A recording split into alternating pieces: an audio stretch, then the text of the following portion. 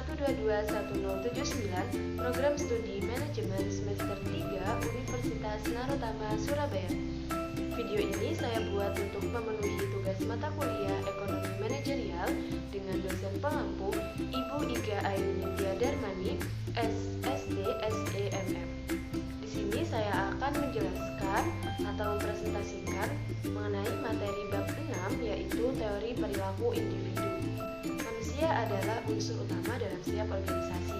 Dalam kehidupan sehari-hari, manusia akan terlibat atau bergabung dengan aktivitas kelompok, salah satunya yaitu organisasi. Dekatnya dengan tempat kerja, adanya tujuan bersama, adanya kesamaan tugas, sehingga timbullah kedekatan antara satu sama lain dan mulailah untuk berorganisasi. Sejatinya, sumber dari perilaku di dalam organisasi ada dua, yaitu dari individu dan kelompok. Kali ini kita akan membahas tentang perilaku individu. Perilaku individu di dalam organisasi merupakan suatu bentuk interaksi yang dilakukan antara individu dengan karakteristik organisasinya. Di dalam organisasi, tentu setiap individu memiliki perilaku yang berbeda, dan perilaku tersebut ditentukan oleh masing-masing lingkungannya. Baiklah, kita masuk ke dalam materi. Yang pertama, perilaku konsumen, yaitu kemungkinan suatu barang atau jasa yang dapat dikonsumsi oleh konsumen. Adapun pendekatan dalam teori perilaku konsumen yaitu pendekatan utility atau nilai guna, merupakan kepuasan yang diperoleh oleh seseorang dari mengkonsumsi barang-barang yang dapat diukur dengan uang atau dengan satuan lain. Yang seperti ini disebut utility yang bersifat kardinal. Selanjutnya, analisis kurva indifferent, yaitu sebuah kurva yang mendefinisikan kombinasi antara dua atau lebih barang yang memberikan tingkat kepuasan yang sama pada konsumen. Substitusi tingkat marginal, yaitu tingkat di mana konsumen bersedia untuk mengganti satu barang yang lain dan mempertahankan tingkat kepuasan yang sama.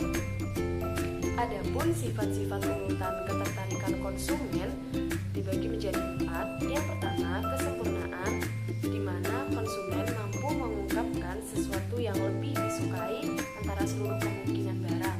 Misalnya, saya sebagai konsumen, jika dihadapkan dengan barang A dan barang B, saya akan memilih barang A dibanding dengan barang B.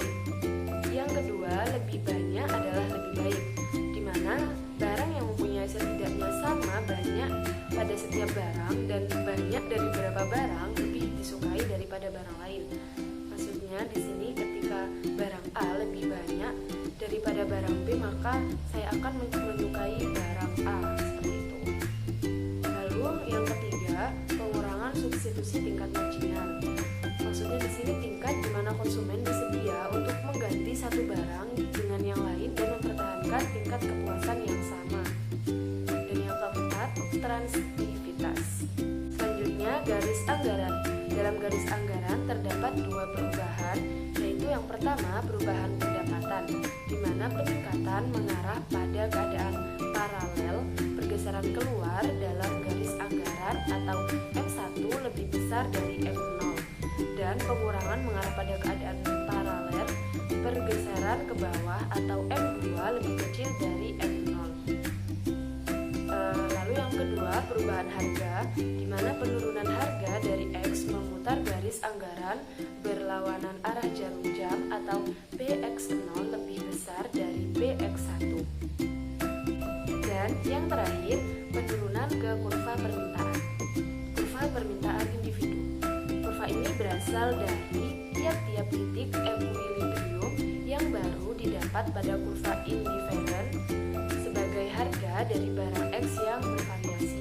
Selanjutnya, permintaan pasar. Kurva permintaan pasar adalah penjumlahan horizontal dari kurva permintaan individu yang menunjukkan jumlah total seluruh konsumen akan membeli pada setiap titik harga.